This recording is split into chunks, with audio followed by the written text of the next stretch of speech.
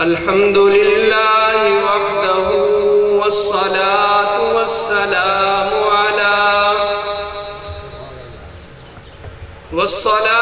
والسلام على من لا نبي بعده وعلى آله وأصحابه الذين أوفوا عهده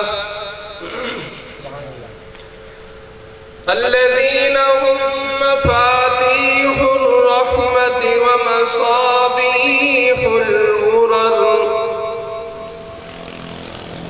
صلى الله تعالى عليه وعلى آله وأصحابه وبارك وسلم تسليما كثيرا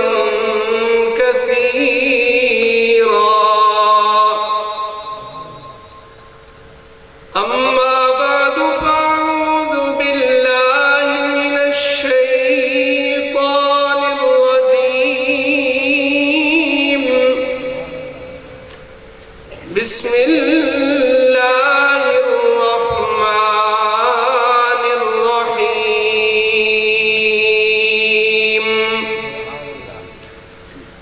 من عمل صالحا من ذكر أو أنثى فلنحيينه حياة طيبة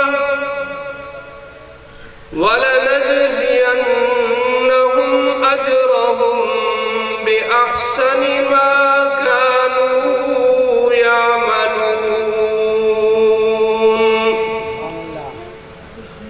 وقال النبي صلى الله عليه وسلم أول من يدعى إلى الجنة يوم القيامة الذين يحمدون الله في السراء والضراء. صدق الله مولانا العظيم وصدق رسوله النبي الكريم ونحن على ذلك لمن الشاهدين والشاكرين والحمد لله رب العالمين. سارے حضرات محبت و عقیدت احترام کے ساتھ عبادت کی نیت سے باواز بلند نماز والا درود شریف پڑھ لیں تاکہ مجلس بابرکت رہے. اللهم صل على محمد وعلى آل محمد كما صليت على إبراهيم وعلى آل إبراهيم إنك حميد مجيد. اللهم بارك على محمد وعلى آل محمد كما باركت على إبراهيم وعلى آل إبراهيم إنك حميد مجيد. واجب الاحترام معزز حاضرین کرام، دوستوں، بزرگوں، بھائیوں، اللہ جل شانہ کی بے حد و حساب حمد و ثنا آقائے نامدار تاجدار دو عالم فخر الرسل امام الانبیاء سید الانبیاء والمرسلین حضور پر نور سب کہہ دے صلی اللہ باواز بلند صلی اللہ علیہ وسلم کی ذات بابرکات پر تحفہ درود و سلام کے بعد عرض یہ ہے،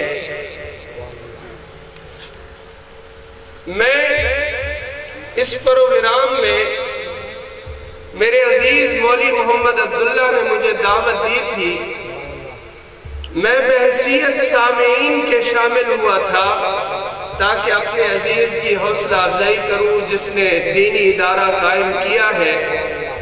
اس پرفتن دور میں، اس مشکل حالات میں اللہ کے دین کو قائم رکھنے کے لیے، اللہ کے دین کی عزت و سربلندی کے لیے اپنی محنت کو کارآمد لاتے ہوئے ادارہ بنانا، پھر اس کو چلانا، یہ کوئی عام بات نہیں ہے۔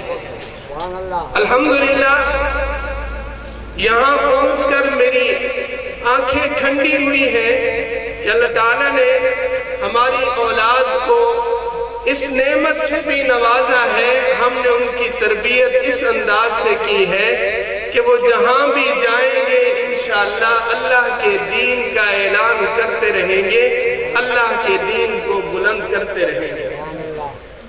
اور دوسرے نمبر پہ میں آپ حضرات کو دل سے مبارکباد پیش کرتا ہوں کہ آپ نوجوان کے ساتھ دیتے ہیں۔ اہل علاقہ کا بہت بڑا تعاون ہوتا ہے، نوجوان ہیں ان کی ہمت بڑھانا یہ آپ کا کام ہے، اور انشاءاللہ وہ اپنی محنت کے ساتھ میری آنکھیں، آپ کی آنکھیں ایک دن دیکھیں گی یہ ادارہ انشاءاللہ ایک جامعہ بنے گا اور دین کی شمع کو روشن کرے گا۔ کہہ دیں سبحان اللہ۔ میں اپنی حاضری لگواتا ہوں، 4-5 منٹ کی گفتگو کروں گا۔ اللہ تعالیٰ مجھے حق سچ کہنے کی اور آپ سب کو عمل کرنے کی توفیق نصیب فرمائے۔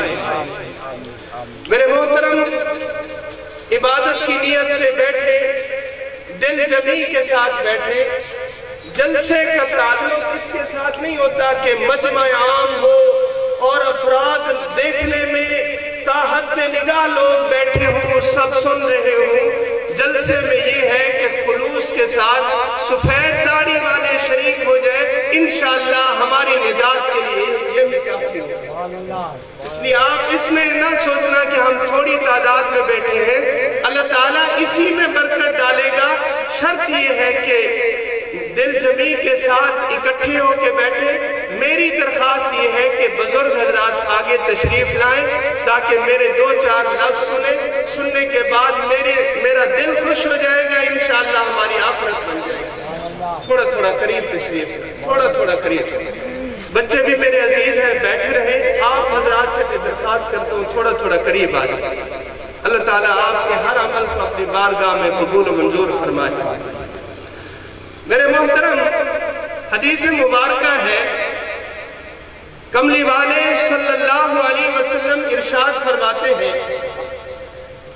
کہ روئے زمین میں، زمین کے جس خطے پہ، جس جگہ پہ ایمان والے جمع ہو جائیں اللہ کو یاد کرنے کے لیے، اللہ کے کلام پاک کی تلاوت کرنے کے لیے، اللہ کرنے کے لیے، جب مسلمان کسی جگہ میں جمع ہوتے ہیں تو آسمان والا اپنی رحمت کے جوش میں آ کے اپنے فرشتوں سے فرماتا ہے، جاؤ آج محمود کوٹ کے فلاں مقام جادے والا میں میرے ماننے والے کچھ جمع ہیں، ان کی محفل میں شریک ہو جاؤ اور اپنے نورانی پروں کے ساتھ ان پر پردہ کر لو، اللہ کے ہاں یہ بڑے مقبول بندے۔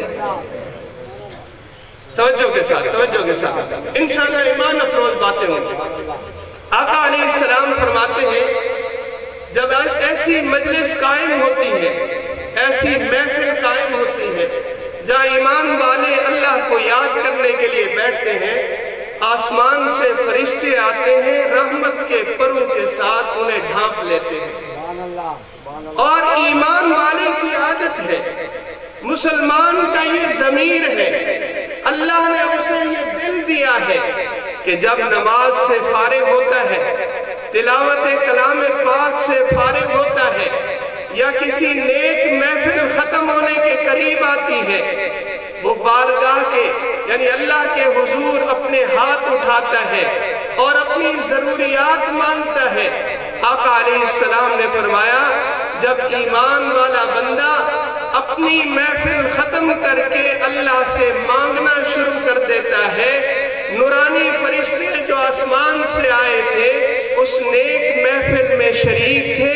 جب نیک محفل ختم ہوئی مومن نے ہاتھ اٹھائے تو فرشتے بھی ان کی دعاؤں میں شامل ہو گئے. فرشتے بھی ان کی دعاؤں میں شامل ہو گئے. جو کچھ ایمان والے نے مانگا، دل کی تکلیف تھی صحت کی دعا مانگی، کسی کی بیماری کا پتہ تھا اس کی شفا یابی کی دعا مانگی. آج کے مشکل حالات میں نفسا نفسی کے عالم میں اللہ سے دعا کی، اللہ غریب کا کپڑا چھن چکا ہے، روٹی کا نوالا اس کے منہ سے ختم ہو چکا ہے، اللہ رزق کی وسعت عطا فرما. اور بہت ساری چیزیں ایمان والا مانگتا ہے. جب وہ اس دعا میں یعنی اللہ کے بارگاہ میں جب ہاتھ اٹھاتا ہے تو فرشتے اس کی دعا پر آمین کہتے ہیں. جب یہ مجلس ختم ہوتی ہے اللہ کے حضور میرے آقا صلی اللہ علیہ وسلم نے فرمایا کہ انسان کے ہر عمل کے نگران فرشتے ہیں. ایک وہ فرشتے ہیں جو دائیں اور بائیں کندھے پہ بیٹھے ہیں، جنہیں کرامن کاتبین ہیں کہتے ہیں، وہ بھی اللہ کے فرشتے ہیں. ایک اور فرشتے ہیں جو صبح سے لے کر شام تک اللہ کے بندے کی حفاظت کے لیے آتے ہیں، اللہ کے بندے کے ساتھ رہتے ہیں، جو اعمال کرتے ہیں وہ ان اعمال کو دیکھتے ہیں. اسی طرح کے فرشتے اس مجلس میں بھی شریک تھے. جب دعا ختم ہوئی، جب وہ محفل ختم ہوئی، فرشتوں نے وہ اعمال نامے کی ڈیری اٹھائی اور سیدھے اللہ رب العزت کی بارگاہ میں لے گئے.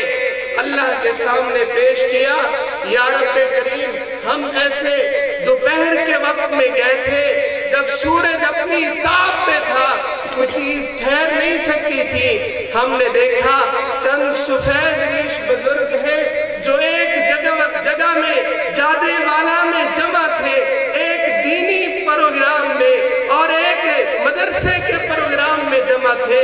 اللہ رب العزت پھر فرمائیں گے اچھا پھر میرے بندوں نے کیا کیا؟ فرشتے عرض کرتے ہیں یا رب کریم انہوں نے آپ کو یاد کیا، انہوں نے آپ کے یعنی آپ کے نام کے ساتھ اللہ اللہ کر کے اپنے دل کو زندہ کیا. پروردگار عالم سب کچھ جاننے کے باوجود اللہ پھر پوچھتے ہیں میرا ایمان یہ ہے، میرے رب کو پوچھنے کی ضرورت نہیں. اللہ تو وہ ہے انسان جلوت میں پکارے رب تعالیٰ پھر بھی جواب دے، اور خلوت میں پکارے تب بھی جواب دے، دن کے اجالے میں پکارے تب بھی جواب دے، رات کے اندھیرے میں پکارے تب بھی جواب دے، صبح پکارے تب بھی جواب دے، رات پکارے تب بھی جواب دے، محفل میں پکارے تب بھی جواب دے، تین پتھروں کی تہ میں پکارے تب بھی جواب دے، سمندر کی تاریکی میں پکارے اللہ تب بھی جواب دے. کہہ دے سبحان اللہ، ذوق سے کہہ دے سبحان اللہ، خوشی سے کہہ دے سبحان اللہ. پروردگار عالم پوچھتے ہیں میرے فرشتوں مجھے ذرا یہ بتاؤ تم جو گئے تھے تم نے میرے بندوں کو کیسے پایا؟ اللہ ہم نے دیکھا وہ بڑے نورانی چہرے کے ساتھ بیٹھے تھے. اللہ فرماتے پھر باری تعالیٰ جب محفل ختم ہوئی آقا علیہ السلام نے فرمایا جب نیک محفل ختم ہوتی ہے اس کے بعد دعا مانگنی چاہیے. الدعاء مخ العبادہ، دعا عبادت کا مغز ہے. اللہ انہوں نے محفل کے اختتام پر آپ کی بارگاہ میں اپنے ہاتھ اٹھائے. اللہ پوچھتے ہیں اچھا میرے فرشتوں کیا مانگا؟ اللہ وہ تجھ سے تیری جنت مانگ رہے تھے اور تیری جہنم سے پناہ مانگ رہے تھے، تجھ سے تیری رحمت مانگ رہے تھے، تیرے غصے سے پناہ مانگ رہے تھے. اللہ فرماتے اچھا مجھے ذرا یہ بتاؤ میرے فرشتوں میرے بندوں نے میری جنت کو دیکھا ہے یا میری جہنم کو دیکھا ہے؟ فرشتے عرض کرتے ہیں یا رب کریم دیکھا نہیں بلکہ وہ آپ کے نبی آخر الزمان محبوب کبریاء صلی اللہ علیہ وسلم کے امتی ہیں. ان کا یہ عقیدہ ہے ہمارے آقا نے جو کچھ فرمایا تھا وہ سچا ہے. سورج اپنی جگہ سے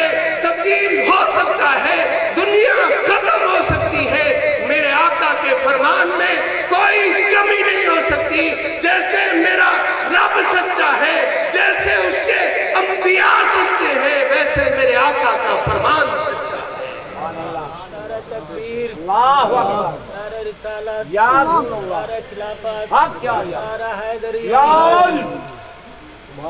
मेरे भाइयों, अल्लाह ताला पूछते हैं क्या मांगा?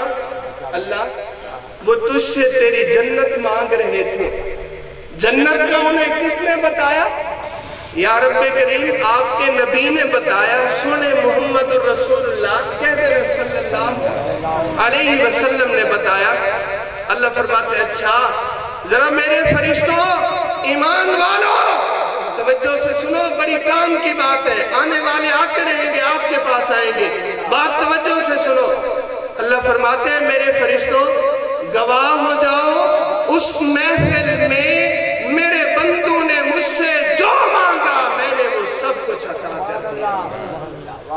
फिर फरिश्ते अर्ज करते हैं या रब्बे करीम, उस महफिल में कुछ बंदे ऐसे थे जो किसी के मिलने वाले थे, वो महफिल में शरीक नहीं थे, उन्हें किसी के साथ काम था, कोई और गर्ज थी, बस देखा एक नेक महफिल है, दुआ में शरीक हो जाए। मेरे आका सल्लल्लाहु अलैहि वसल्लम ने फरमाया ला यश्का जलीसुम, मेरे फरिश्तों जो उस नेक महफिल में इबादत की नियत से बैठा है तब भी वो मेरा मकबूल बंदा है, जो जिस वजह से आया मैं रब्बे करीम ऐलान करता हूँ मुझसे मेरे बंदों ने जो मांगा मैंने वो सब कुछ अता कर दिया। इसलिए मेरे भाइयों, ये बड़ी नेक महफिल है जिसमें मैं और आप जमा हैं। अल्लाह ताला हमें अमल की नीयत के साथ बैठने की तौफीक नसीब फरमाए। जो कुछ कहा सुना अल्लाह अमल की तौफीक नसीब फरमाए। वाखिर दावाना।